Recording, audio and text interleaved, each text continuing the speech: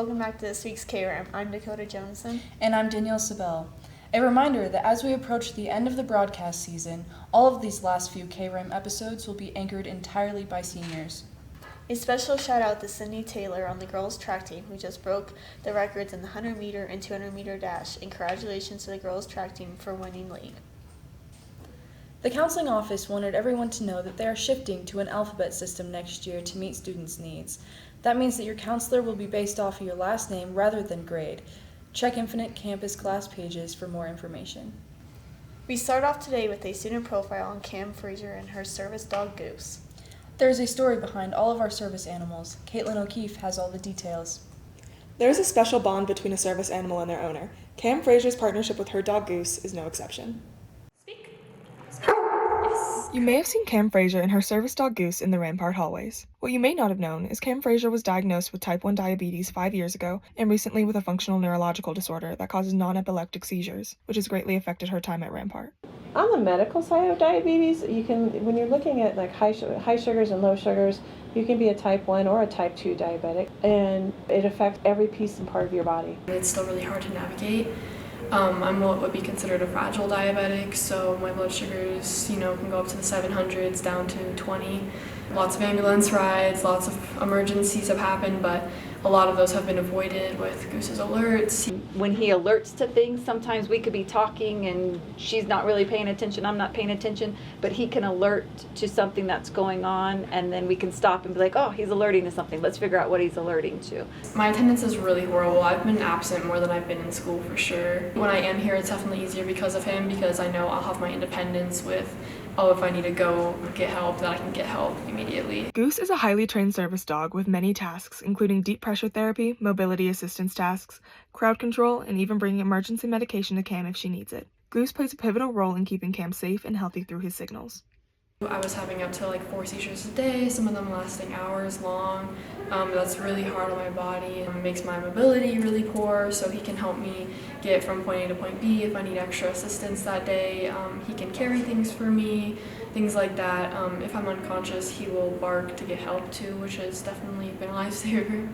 So if Cam has a low blood sugar, he will alert her to the fact that her blood sugar is low, or if she has a high blood sugar, he'll alert her. He can also let her know when she's going to have seizures, and you can just tell by his mannerisms when something's not right. Goose is not only a companion for Cam, but a medical device that helps her in her day-to-day. It is important, especially at school, to respect the service dogs in the hallways and remember that some disabilities may not be visible. Type 1 diabetes is not from sugar or being obese or anything like that. I think overall people need to destigmatize that way of thought that it's self-inflicted, because it's not. It's an autoimmune disease. It's a genetic thing. There's things going on in other people's worlds we may not be able to see. So I think it's important for people to understand that not everybody's walking the same path. Being a disabled individual is really hard, and it's the only minority of people that anyone can join at any point in their life. So I think overall it just needs to be highlighted that disabled people are people too, and it's not our fault we're disabled. Cam is an example of how disabilities may not always be visible and can affect anyone. As a community, it is important to be kind to one another and check in with one another, because we never know what someone else may be going through. Cam and Goose are a perfect reminder of that. This has been Caitlin O'Keefe, reporting for KRAM for the last time. A huge thank you to Cam and Goose for sharing their story with us. When we last checked in with Coach Kennard of Esports, the team did not start up yet. Karen decided to revisit the team now they are at the end of their first competitive season. As part of the esports team, I felt that we needed to understand more about the brand new team and what the competition looks like. Even as the season winds down, we are already looking ahead to the future of the team. The esports club's competition has reached its end, and sadly didn't make it to playoffs. KRAM decided to take a deeper look into the team and how they could improve for next year and what games they'll be playing. Well, to me, it went well. It went well. We kind of split it in the middle in terms of getting games done.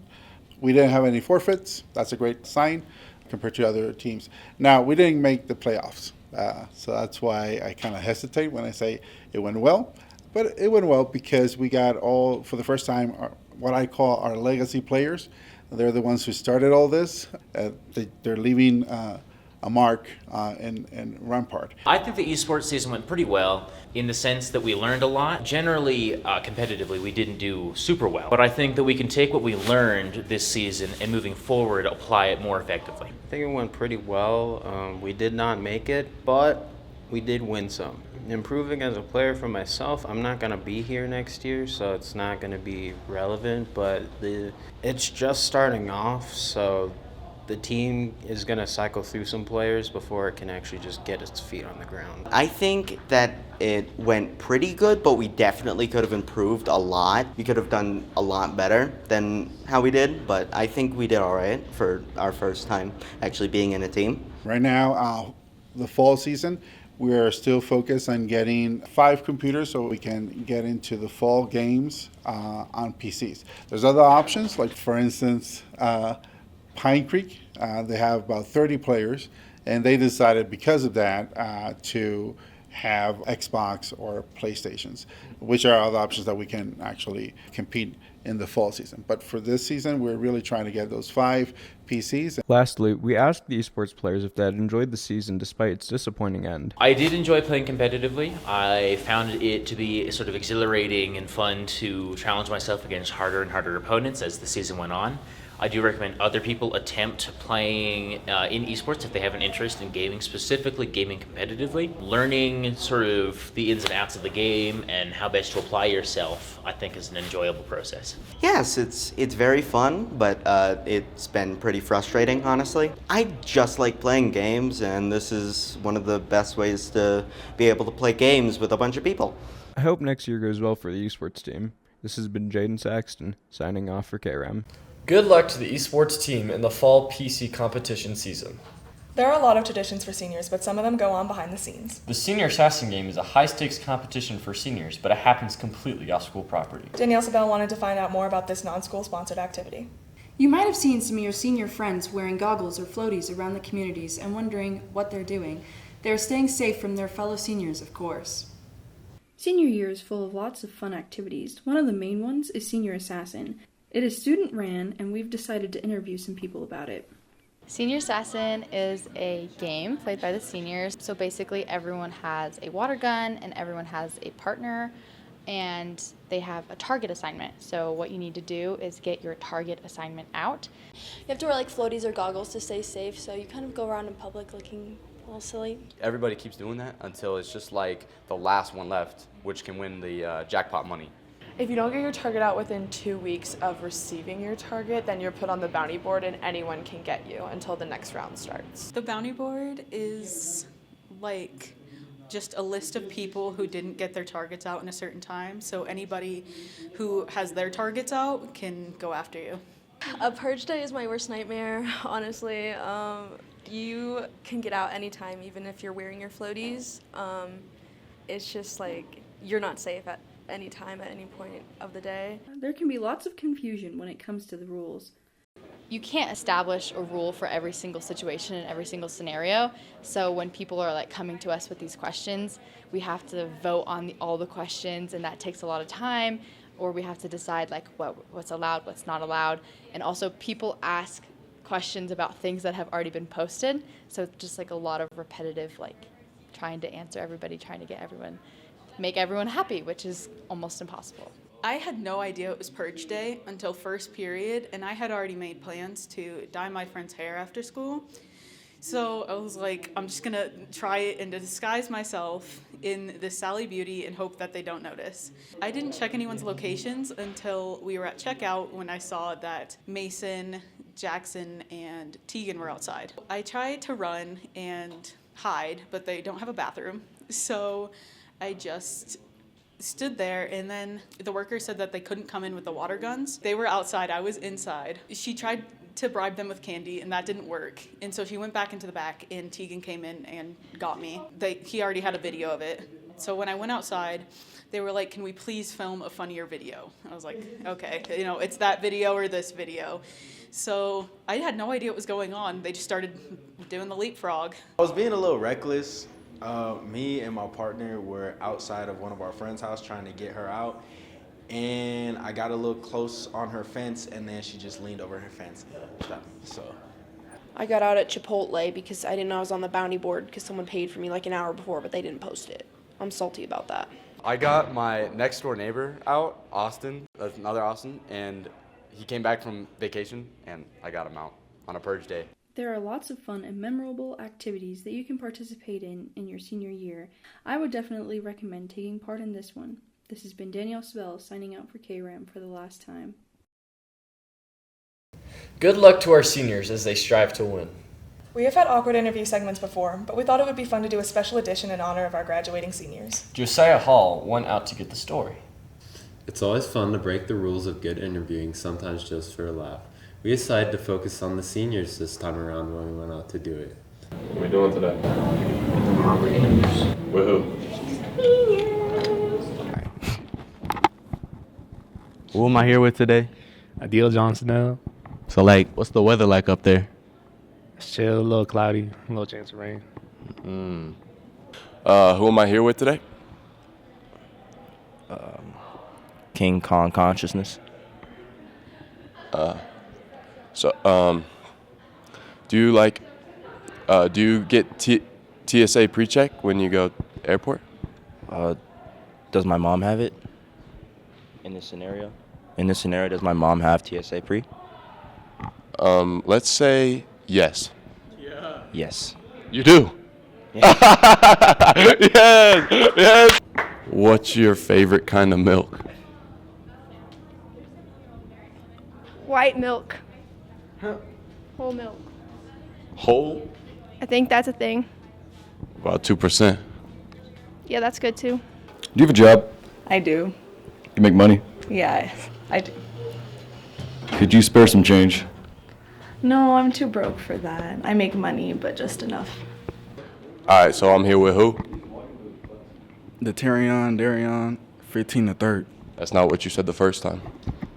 Yeah. Taj Kentucky the third. Okay. So what happened to your arm? So, bro, like, I'm driving, right? And then my alignment blew up. For real? Okay, so... I'm not done. So my alignment blew up, right, bro, and the wheel started shaking. So you want to go to Kansas? Kansas? Yeah. Really? Yeah. Wow, that's nice. And where you want to go? And the wheel Kentucky? started Kentucky? shaking, bro, so I'm driving and the wheel is shaking. And I tried to grab the wheel and my whole car just flipped over, bro. And like when I flipped, bro, and it just took my whole wrist. Oh, really? Really, we don't care. Austin Colada. That's me. Hey, just like pina colada. Was yesterday, tomorrow, 2 days ago?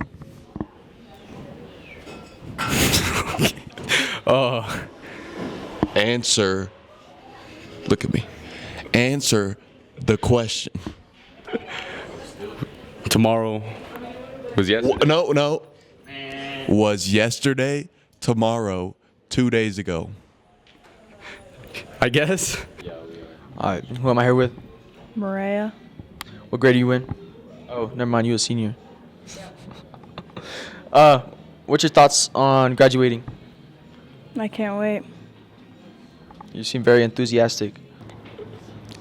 Yo, excuse me. What are you listening to? Oh, I'll play it for you. You are my sunshine, My only sunshine. You make me happy when skies are gray. Well, you can definitely say that was awkward.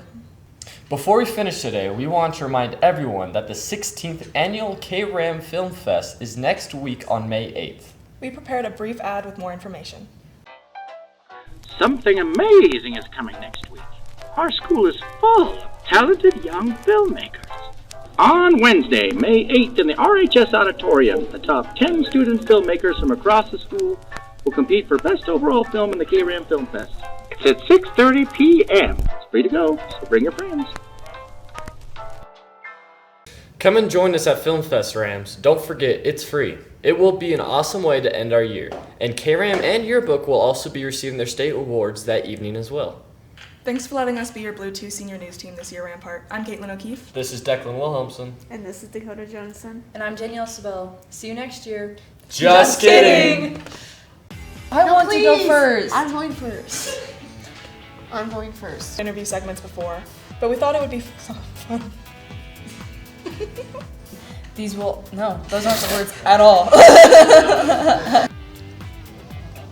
What if we all do like a wave and be like waving goodbye?